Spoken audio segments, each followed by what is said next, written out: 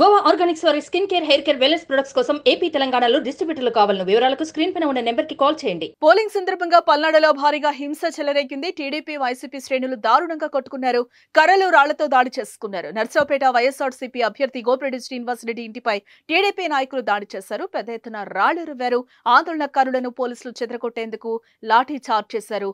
అప్పటికీ పరిస్థితి కంట్రోల్ కాకపోవడంతో రబ్బరు బుల్లెట్లను ప్రయోగించడం జరిగింది. అయితే ఈ ఘటనపై ఈసీ ఆగ్రహం వ్యక్తం చేసినట్లుగా తెలుస్తోంది. గోపిరెడ్డి శ్రీనివాసరెడ్డిని పోలింగ్ పూర్తయ్యే వరకు గృహ నిర్బంధంలో ఉంచారని ఆదేశించడం జరిగింది.